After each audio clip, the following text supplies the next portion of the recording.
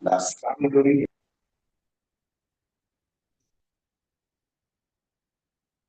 Gracias al Señor, primero que todo, y a cada uno de ustedes por hacer parte de este estudio.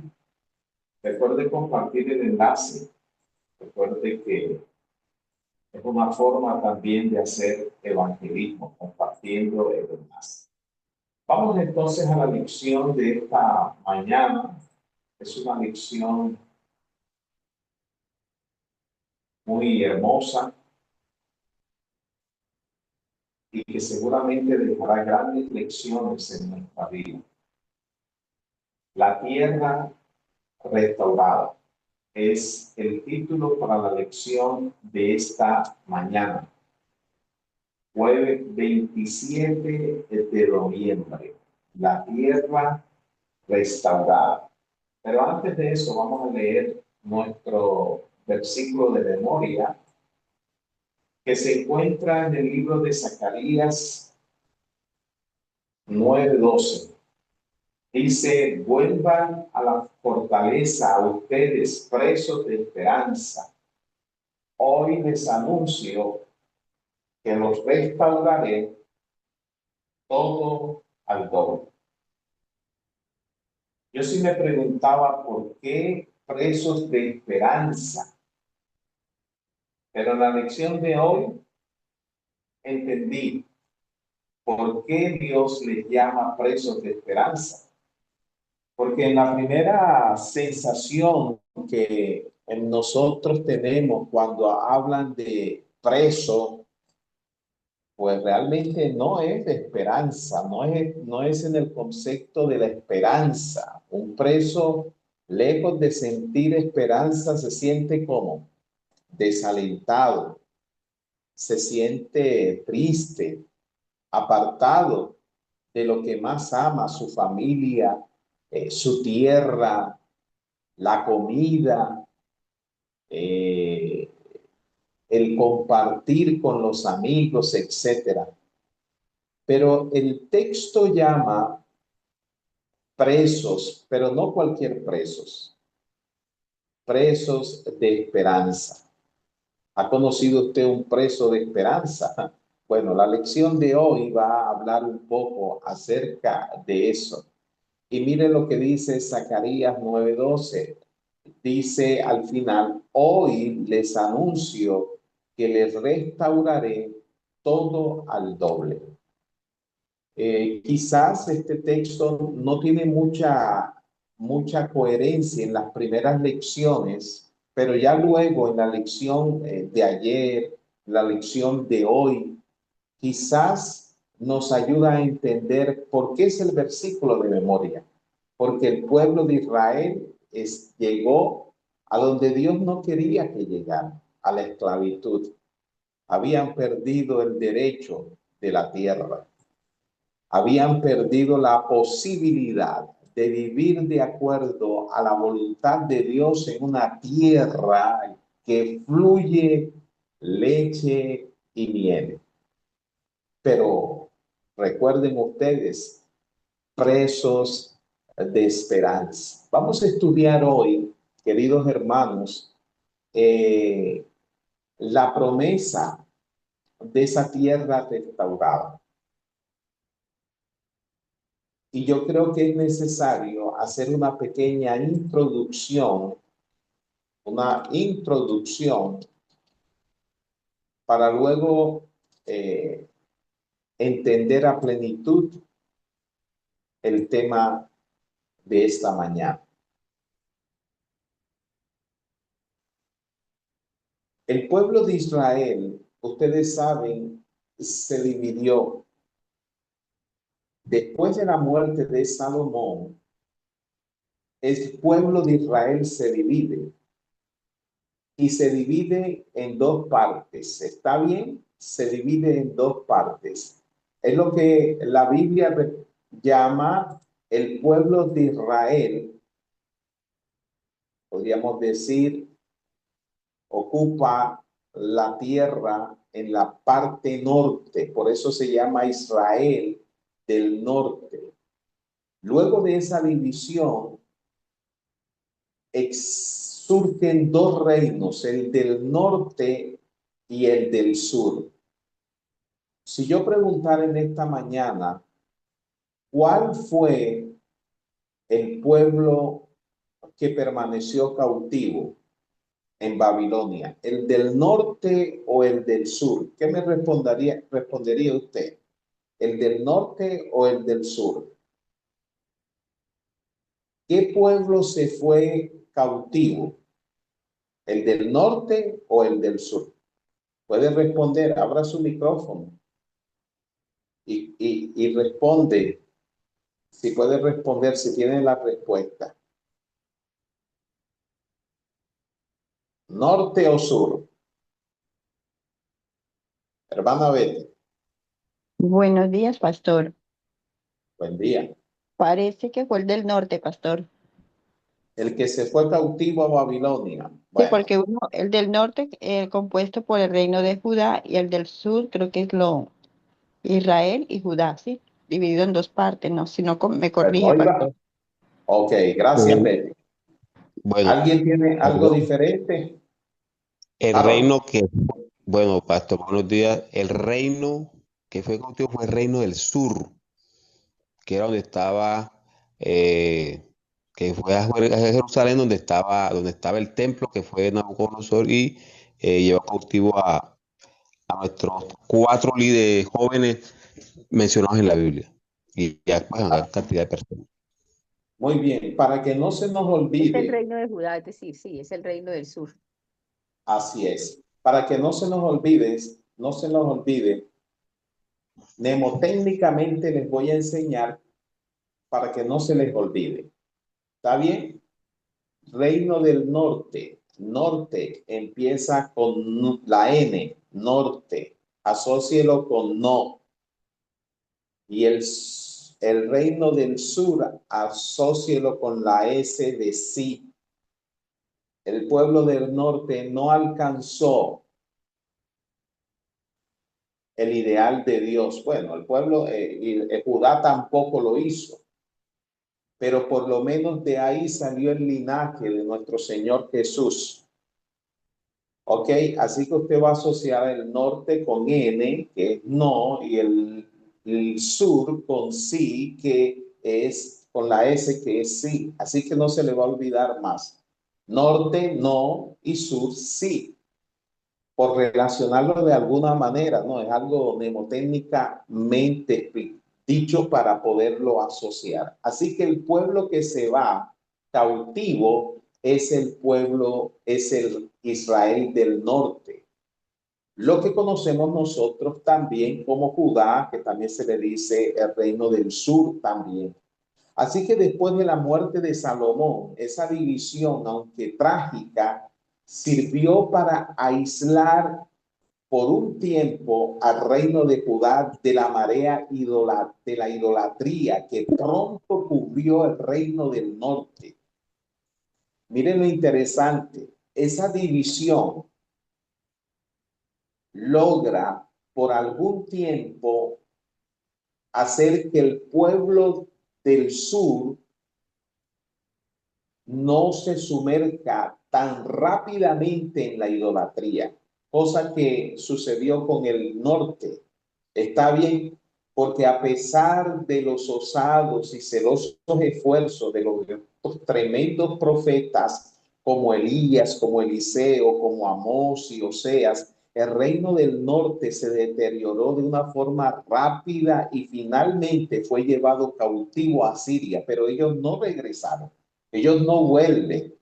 A ellos no se les da la promesa de restauración completa, no. A ellos no se les dio la esperanza. Fueron presos, pero no de esperanza, por decirlo de alguna manera. A los habitantes de esa nación no se les prometió una restauración completa, es decir, ellos no volverían a ese terreno que ocuparon Palestina. ¿Ok? Pero al reino del sur sí se le prometió esto.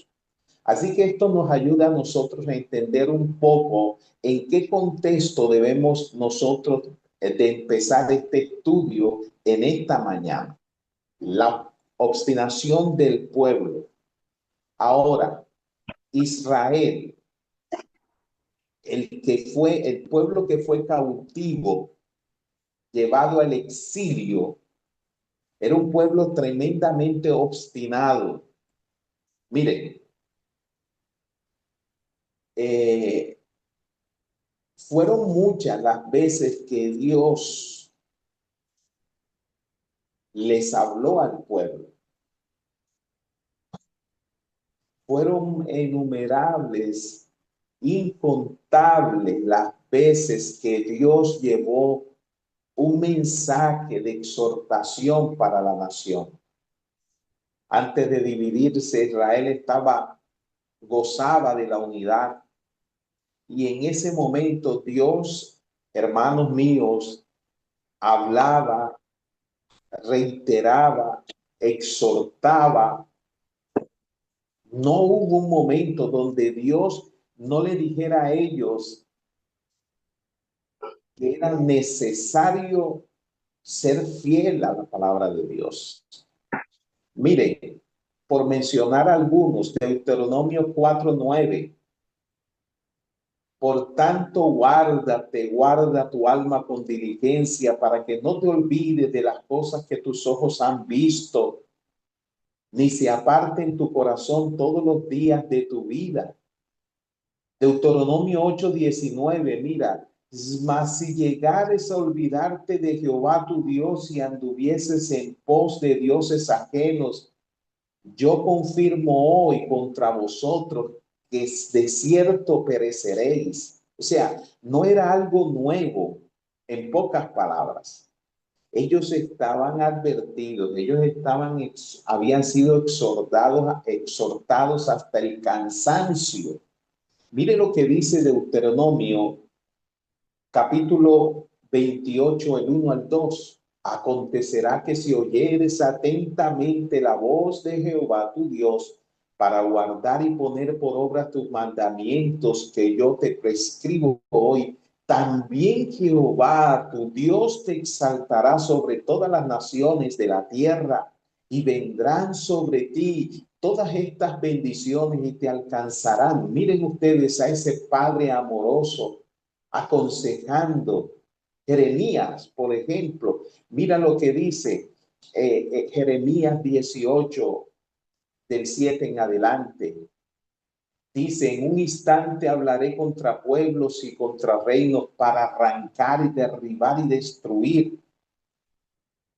Pero si esos pueblos se convirtieren de su maldad contra la cual hablé yo me arrepentiré del mal que había pensado hacerle. En un instante hablaré de la gente y del reino para edificar, para plantar. Pero si hicieren lo malo delante de mis ojos, no oyendo mi voz, me arrepentiré del bien que había determinado hacerle. Fueron incontables. La promesa de la tierra fue una realidad, pero no la supieron aprovechar. Desperdiciaron la gran oportunidad de convertirse en la nación que iba a ser el centro, que iba a ser la nación atrayente a todos los pueblos de la tierra para representar y para dar a conocer a Dios. Ahora, hermanos míos, estaban en el exilio, habían perdido la heredad, pero Dios no los dejó solos. Por eso es que la lección de hoy se llama la tierra restaurada. Es una hermosa lección. Quiero en esta primera instancia decir lo siguiente. Israel, hablo de Israel en el sentido general, ¿no? Por haber sido elegida para preservar el conocimiento de Dios en la tierra, dice la pluma inspirada, que por haber sido una nación que iba a llevar el conocimiento y preservar el conocimiento de Dios en la tierra, había sido siempre el objeto especial de la enemistad de Satanás, y éste se había propuesto causar su destrucción. Mientras los hijos de Israel fueran obedientes, no podía hacerles daño. Por tanto, había dedicado todo su poder y astucia para inducirlos a pecar. Seducidos por sus tentaciones, habían transgredido la ley de Dios y se les había dejado caer presa de sus enemigos. Hermanos y amigos que me escuchan en esta mañana, no es diferente para la iglesia hoy. Los ataques del enemigo tienen una razón de ser: desestabilizarnos, dividirnos, para no alcanzar la promesa bienaventurada de que Jesús, cuando vino aquí en la tierra, reinterpreta en lo que era el legado de la tierra, que ahora Jesús en su ministerio abriría a todas las naciones, a todo el mundo, a todas las personas que amaran y obedecieran a Jesús. Por lo tanto, lo que quiero resaltar de esta cita es que Satanás no escatimará esfuerzo para que el pueblo de Dios no pueda alcanzar el ideal que Dios quiere. Pero recuerde, si nosotros, mis queridos hermanos, así como el pueblo de Israel hubiese sido obediente a la palabra de Dios, Satanás no les hubiese podido lastimar y dañar, así como tampoco puede dañarnos, lastimarnos, si nos mantenemos fieles en obediencia a la palabra del Señor. Miren, una de las maneras que Satanás había hecho su trabajo en el pueblo era precisamente porque Satanás tiene un conocimiento exacto de los pecados que por sus tentaciones ha hecho cometer a los hijos de Dios, e insiste en sus acusaciones contra ellos. Voy a volver a leer esto. Y estoy leyendo Profetas y Reyes en la página 413. Dice: Satanás tiene un conocimiento exacto de los pecados que por sus tentaciones ha hecho cometer a los hijos de Dios, e insiste en sus acusaciones contra ellos. Declara que por sus pecados han perdido el derecho a la protección divina, hermanos, y reclama el derecho a destruirlo. Me llama la atención esta cita por varias razones. Una de ellas es que Satanás tiene un conocimiento exacto de los pecados que él nos ha llevado a cometer. Bueno, esto en un sentido figurado, porque Satanás no nos puede obligar. Si algún día nosotros pecamos, hemos de pecar, pero por voluntad propia. Satanás tienta, pero no puede obligar. No nos puede obligar. Es una decisión personal. Es una decisión personal, individual de cada uno de nosotros. Y por eso, mis queridos hermanos, Satanás, en este sentido práctico del cual nosotros estamos hablando, tiene un listado de todos los pecados para reclamar al cielo que no somos merecedores de la gracia de Dios. ¿Y por qué yo estoy diciendo esto? Porque podemos ser, aunque presos de esperanza, presos que tenemos la esperanza. Y aunque el pueblo estaba cautivo, aunque el pueblo había perdido el derecho de la tierra, y aunque Satanás los había hecho transitar por el camino equivocado, no habían sido queridos hermanos, amigos, olvidados por Dios. ¿No es esto maravilloso? Yo creo que sí. Así que esta era la condición en la cual se encontraba el pueblo de Israel. Ya saben, la región del sur. Y aunque vez tras vez Dios había dado estas advertencias al pueblo, sucedió lo que no debía suceder. Aunque él había anunciado que progresivamente disminuiría su fuerza y su prestigio como nación, y que la profecía apuntaba precisamente a esa condición de esclavitud, ellos debían tener algo claro, que aunque ellos estuviesen cautivos, Dios no los olvidaría. Miren, queridos hermanos, el propósito por el cual ellos vivieron el ejemplo de Israel. Cuando hablo de Israel me refiero al norte, ¿no? Israel del norte. Todo lo que le sucedió a Israel fue un ejemplo para que Judá no llegara a esa misma condición. Sin embargo, ni por precepto, ni por ejemplo, ni por la palabra de Dios, ellos lo evitaron y lastimosamente cayeron en la misma condición, cautivos como lo había sido Israel del norte. El propósito de Dios, mis queridos hermanos, de esa primera lección de Israel del norte, para que les sirviera a ellos como advertencia, tampoco sirvió de nada. No aprendieron la lección. Y poco a poco, más de un siglo después que Israel cayera, también cayó Judá. Y después sabemos nosotros que fueron llevados cautivos,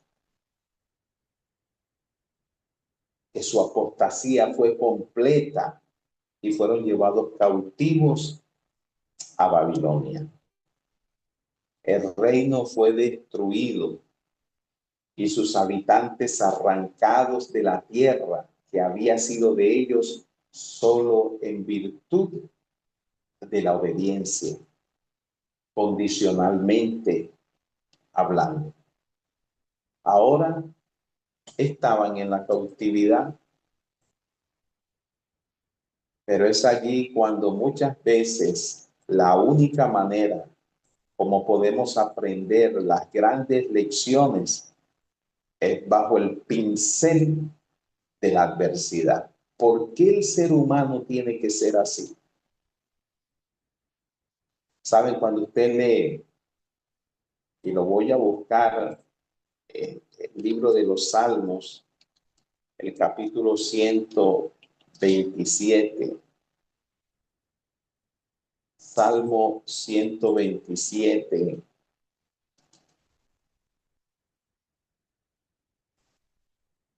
No es el que busco. El que busco no está en el Salmo 127. Si alguno me ayuda a encontrarlo, es ese que dice: si me olvidara de ti, oh Jerusalén. Ese es un salmo imprecatorio. Ese que habla sobre las arpas colgadas en los sauces. Si me olvidara de ti, Jerusalén, que se pegue mi lengua a mi paladar. ¿Alguno se acuerda de ese salmo? Porque quiero leerlo. Salmo, yo sé que es 137. 37. Exactamente, muy bien. Salmo 137, gracias. Yo sabía que por ahí estaba. Quiero leerlo porque es interesante ese tema. Junto a los ríos de Babilonia, allí nos sentábamos y aún llorábamos acordándonos de Sión,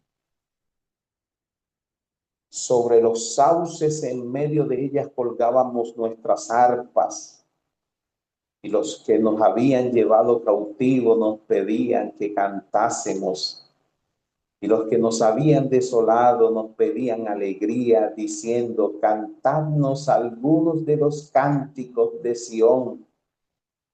¿Cómo cantaremos cántico de Jehová en tierra de extraños? Y luego dice: si me olvidara de ti, oh Jerusalén, pierda mi diestra su destreza, mi lengua se pegue a mi paladar, si de ti no me acordare, si no enalteciere a Jerusalén como preferente asunto de mi alegría. ¿Sabes por qué el poeta se expresaba de esa forma? Porque, como decía al comienzo, la mayor forma de aprender, de saber, de valorar lo que se ha perdido es en la adversidad. Hace poquito conversaba con mi hijo y yo le preguntaba: hijo, ¿qué es lo que más extrañas de tu tierra, de los tuyos? Y él me decía: lo que más extraño de mi tierra, entre otras cosas, no, él comentó otras cosas, dijo: la comida. Y es verdad, en esos lugares el sazón, la comida, el sabor es totalmente diferente. Y él no pierde de vista cuando regrese comerse un buen plato de comida de esa que prepara la mamá. ¿Saben por qué será que la única manera de aprender las lecciones? El poeta declara: si me olvidara de ti, empezó a reconocer algo en la adversidad, en la cautividad. Reconoció lo que había perdido. Nadie, el refrán muy popular que dice, solamente nos damos cuenta lo valioso que era alguien o algo cuando lo perdemos. Nadie sabe. Que tiene hasta que no lo pierde. Exactamente. Queridos hermanos, muchas veces va a ser en la adversidad donde tú y yo vamos a aprender las grandes lecciones, así como la aprendió Israel. En el cautiverio en Babilonia, las lecciones que no habían asimilado durante los años de prosperidad, en los años donde tenían libertad, en los años donde Dios les hablaba, en los años donde los profetas les hablaban, en la prosperidad, ellos no aprendieron la lección, la aprendieron en la adversidad. Y saben, todo esto, mis queridos hermanos, nos sirve a nosotros como un punto de referencia, porque tú y yo no somos diferentes de esa nación. ¿Por qué no tener una buena relación con Dios ahora?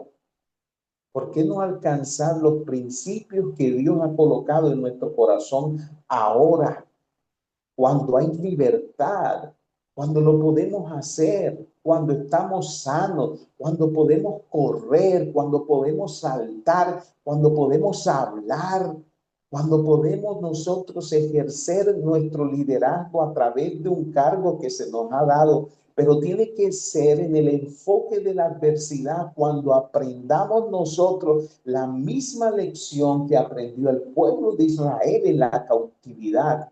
Si me olvidara de ti, ¿cómo vamos a cantar en tierra extraña?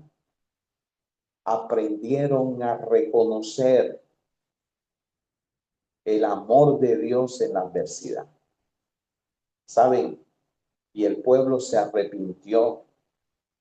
Dios no abandonó a su pueblo ni aún durante el cautiverio. Y saben, en el cautiverio lo interesante es que también Dios quiso renovar su pacto con el pueblo. Bendito sea el nombre del Señor. Es Él el que quiere renovar el pacto con nosotros, a pesar que hemos sido nosotros los que hemos fallado. Él quiso renovar su pacto con el pueblo, la pareja del Edén.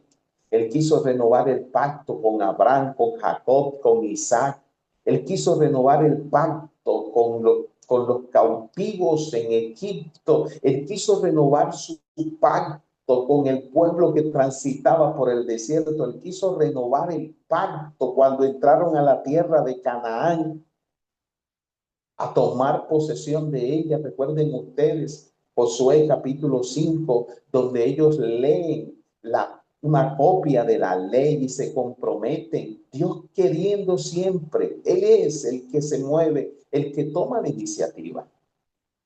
Ahora Dios también quiere renovar su pacto con un pueblo esclavo. Bendito sea el Padre del Dios, el Padre de las luces, nuestro Señor, porque aún en la cautividad Dios no olvidó a su pueblo, y aún en la cautividad Dios quería hacer pacto con el pueblo de Dios. Oye, qué amor tan grande el de nuestro Padre Celestial.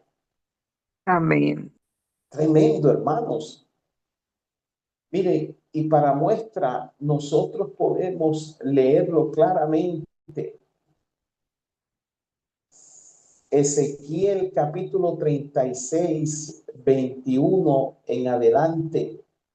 Mira lo que dice. Y yo os tomaré de las naciones y os recogeré de todas las tierras y os atraeré a vuestro país. Esparciré sobre vosotros agua limpia y seréis limpiados de toda vuestra inmundicia y de todos vuestros ídolos os limpiaré. Hermanos, esta promesa Dios se le está dando es a un pueblo desobediente, a un pueblo que está experimentando sus consecuencias de haberse apartado de Dios. Estas palabras Dios se le está diciendo a un pueblo que está cautivo. Y mira cómo dice, yo os daré un corazón nuevo y pondré un espíritu nuevo dentro de vosotros y quitaré de vuestra carne el corazón de piedra y os daré un corazón de carne y pondré dentro de vosotros mi espíritu y haré que andéis en mis estatutos y guardéis mis preceptos y los pongáis por obra. Un momento. ¿Qué es lo que le pasa al Dios Todopoderoso? ¿Qué es lo que está sucediendo aquí? ¿Hasta dónde llega la misericordia de Dios? Hermanos, se me aguan los ojos al ver a un Dios que está deseoso, que su principal razón es alcanzar al pueblo rebelde que se ha apartado de él.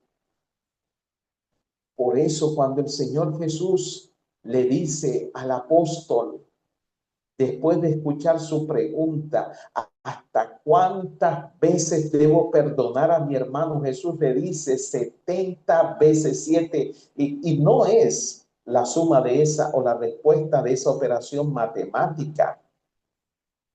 Es la respuesta de un Dios que, por ejemplo, nos ha enseñado que el perdón es la clave del gobierno de Dios, que su amor es la esfera donde Él se mueve. Bendito sea el nombre del Señor.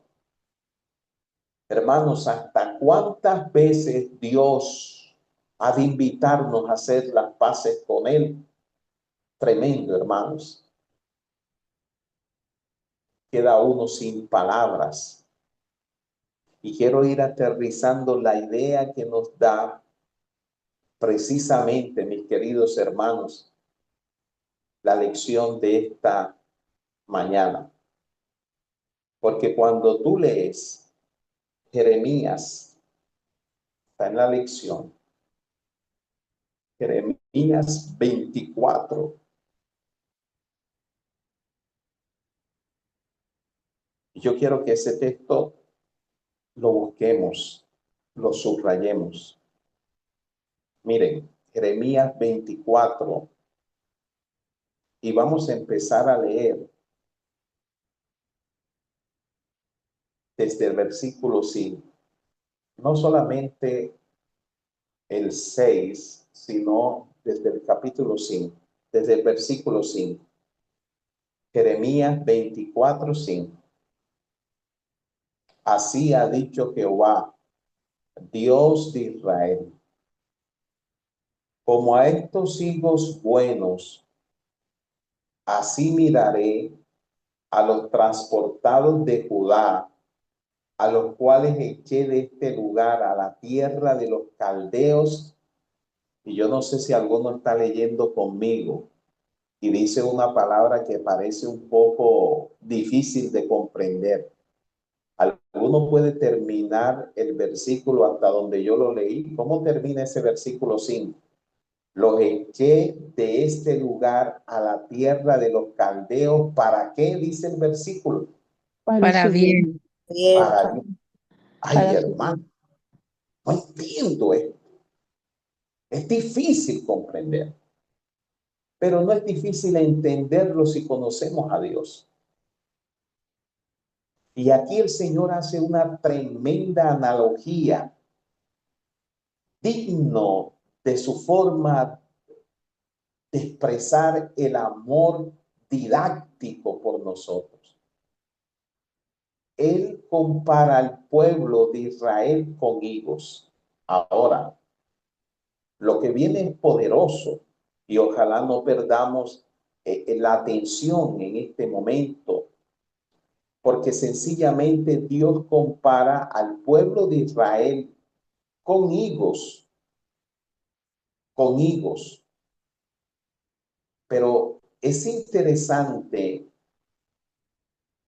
que los higos buenos, los higos que se podían comer sin ningún problema, el Señor les dice al pueblo de Israel que los higos buenos son aquellos que fueron llevados cautivos a Babilonia. Tremendo, hermanos, poderoso. ¿Y sabes quiénes eran los higos malos?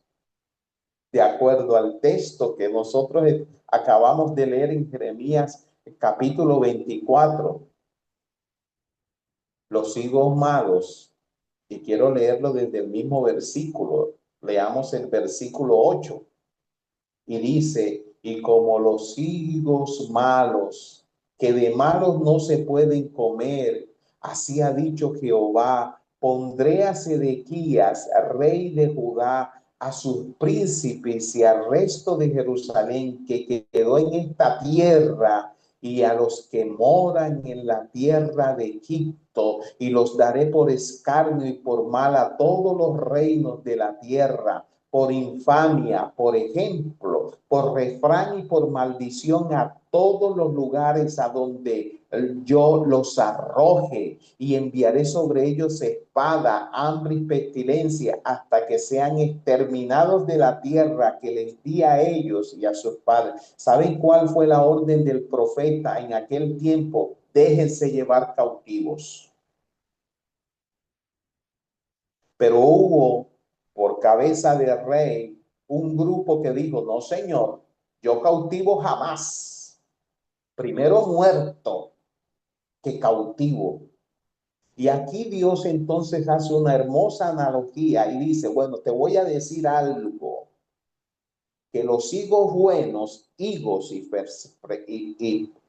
también podríamos decir hijos, la palabra se parece en su fonética a higos y decir hijos, pero aquí la ilustración es higos. Los higos buenos no fueron los que se quedaron, nunca van a ser los hijos buenos los que desobedecen. Ahora, el problema, el detalle aquí es, ¿quiénes eran los hijos buenos? Los que se fueron cautivos, los que estaban bajo el gobierno babilónico. ¿Y quiénes eran los hijos malos? Los que se quedaron. Ahora, ¿por qué malos? Porque no obedecieron.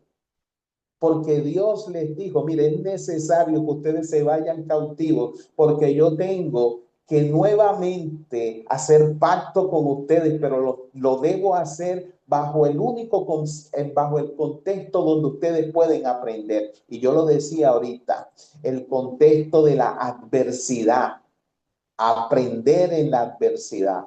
Y por eso Dios considera a ese pueblo que se quedó como hijos malos. Ahora, esto es interesante, queridos hermanos. Es interesante.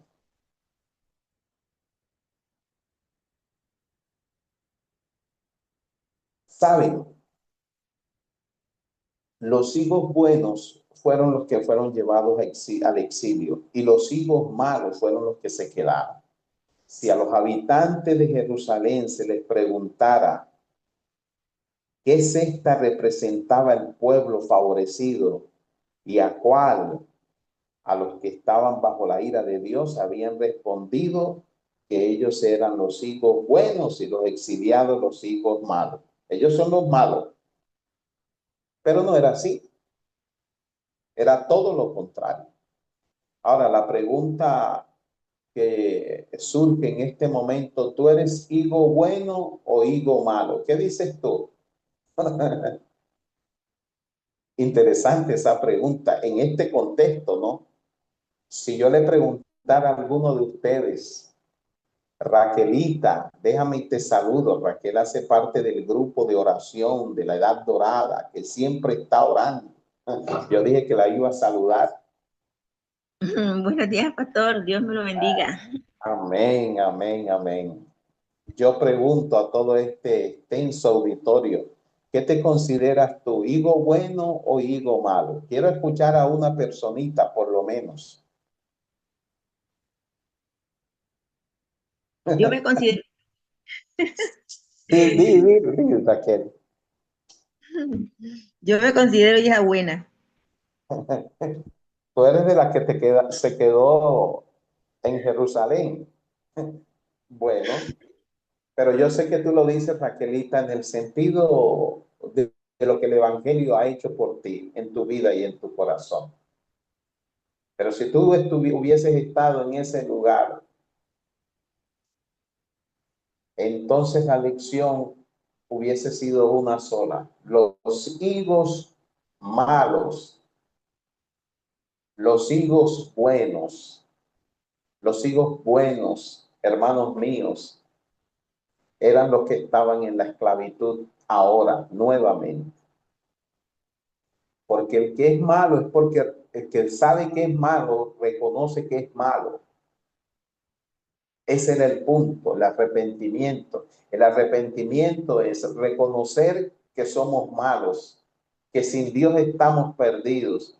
Pero al reconocer eso, entonces dejamos de ser hijos malos para convertirnos en hijos buenos por la gracia y la misericordia de nuestro Padre Celestial. Por eso, mis queridos hermanos, su deportación no fue un accidente, sino parte de los propósitos redentores de Dios. El futuro de la nación iba a estar con ellos, no con los que se quedaron en Jerusalén. Por medio de las cestas de higos, el Señor estaba anunciando un concepto teológico bien interesante. Fue un recordatorio que hacía el Señor. El estilo de vida de los que estaban en el exilio sería envidiable en comparación con las dificultades de aquellos que se quedaron. Dios prometió su protección a los que estaban en el exilio y les prometió que un día también los llevaría de vuelta a su propia tierra. Hay un texto maravilloso que encuentro yo en el libro de Proverbios y dice, muchos planes hay en el corazón del ser humano, pero el plan de Dios, el propósito de Dios es aquel que se cumple. Para poderlos llevar de vuelta a la tierra, para poder hacerles entender a ellos que la única solución era que se arrepintieran, y al arrepentirse Dios les daría un corazón nuevo para poder poseer la tierra nuevamente. Sin un corazón nuevo es imposible, no se puede aspirar al reino de los cielos. Así que, queridos hermanos, este es el contexto que el pueblo exiliado estaba viviendo. Por eso es interesante que entendamos que aún en la adversidad debemos de saber que Dios nos ama, que aún en la prueba Dios no se va de nuestro lado y que aún en la prueba es el método de Dios para transformar nuestro corazón y para llevarnos de vuelta a que nuestros pies se dirijan a la Canaán. El pueblo volvió. Por eso es que la lección se llama la tierra restaurada. Y ustedes saben todo el proceso que pasó luego de eso. Por eso, mis queridos hermanos, mis queridos amigos, el Nuevo Testamento no habla específicamente de la tierra prometida como tal, pero es porque sencillamente el Señor reinterpreta este concepto de la tierra prometida y se convierte, dice la lección, en el símbolo de las bendiciones espirituales que Dios planea dar a su pueblo fiel aquí y ahora y en el futuro. Por eso quiero leer esta frase para ir terminando.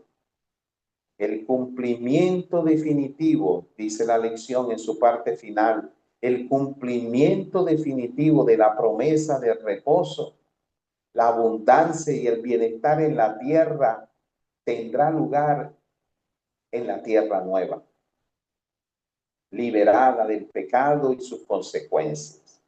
En este sentido, nuestra esperanza, dice la lección, como cristianos se basa en la promesa del regreso de Cristo, quien establecerá su reino eterno en la tierra, hecha nueva tras un periodo de 1000 años en el cielo.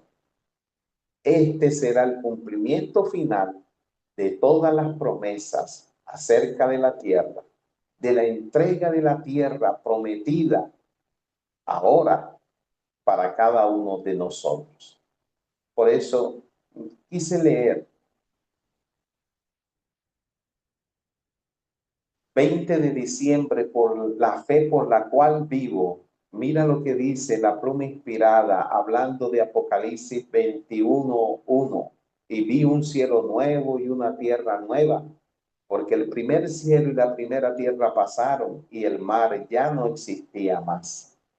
Ella dice, el cielo es una escuela, su campo de estudio el universo, su maestro el ser infinito.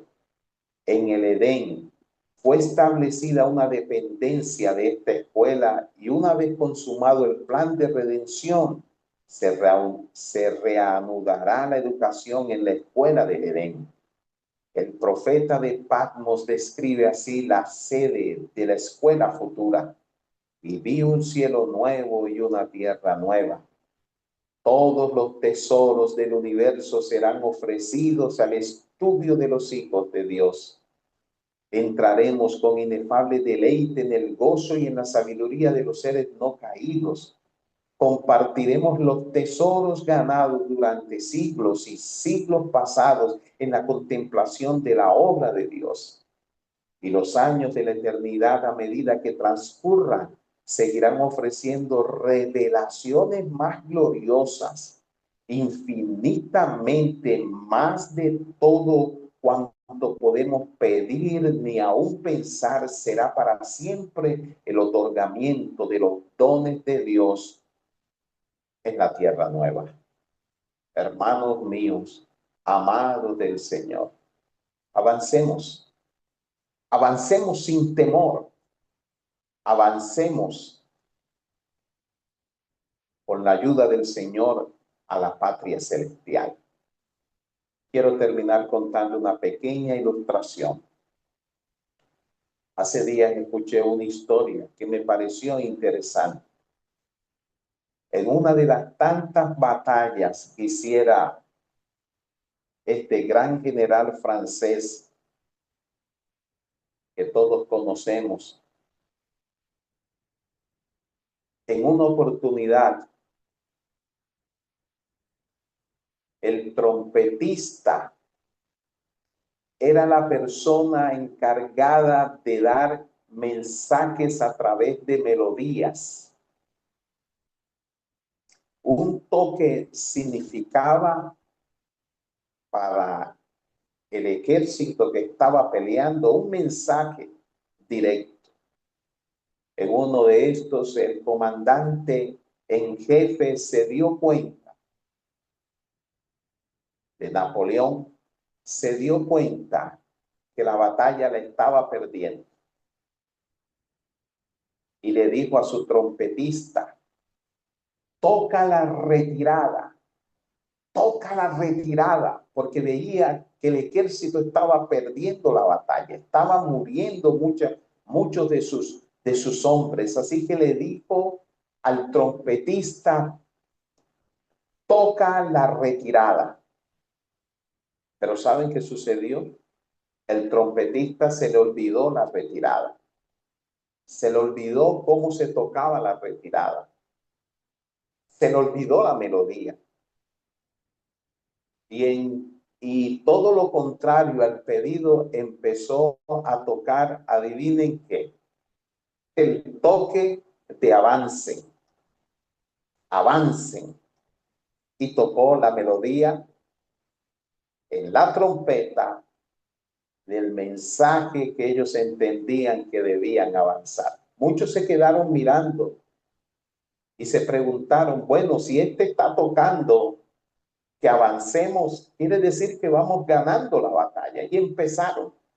Y el estado de ánimo y el estado, ¿verdad?, de lo que inspiraba la melodía, que debían avanzar, contagió a todo el ejército. Y aunque estaban perdiendo, el solo hecho de tener una actitud positiva, deseosa, y que algo le aseguraba a ellos que estaban ganando la batalla, empezaron a pelear, a luchar, a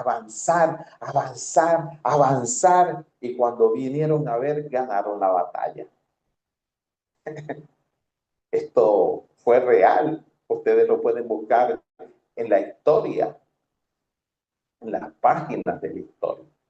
¿Por qué traigo esto a colación? Hermanos míos, hay que avanzar. Aunque veamos muchas bajas, hay que avanzar. Avancemos por fe. Avancemos porque aunque muchas veces las pruebas y las tentaciones, las dificultades, las cosas que suceden en nuestra iglesia nos desanimen, el sonido sí es certero.